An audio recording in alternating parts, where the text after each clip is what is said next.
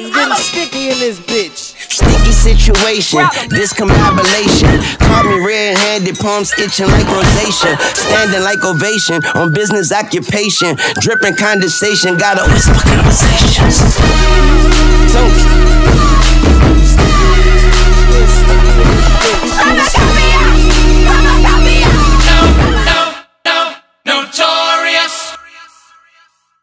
What's up mga homies? So may panibago na naman tayong project. So ang project natin ngayon is Honda Civic RS Turbo. So kung mapapansin nyo, kinabitan natin siya ng HKS Tri-Tip muffler. So dito sa Notorious Motorsports, pag nagpakabit kayo ng HKS Tri-Tip, lahat gumagana yan, functioning lahat yan tip na yan. Kung mapapansin nyo naman, napakaganda ng fitment dito, walang sasabit at walang sasayad. So nilagyan din nga pala natin to ng chambered na muffler kasi gusto nila boss hindi masyadong maingay yung magiging kalabasan nung tunog ng kotse nila. So, kinabitan natin siya ng chambered muffler. Tapos yan, kung mapapansin nyo, 2.5 inches pipings, tapos may mga flanges tayo dito para may iwasan natin na magkasingaw yung pinaka-exhaust system natin. Tapos for stainless. Tapos dito kung mapapansin nyo, naglagay tayo ng resonator dito. So, hindi tayo tatanggal yan. Pag tinanggal natin yan, iingay lang yung sasakyan pero wala siyang hatak. So ito, since naka-headers na si boss, ang pinakabit na lang nila sir is exhaust system.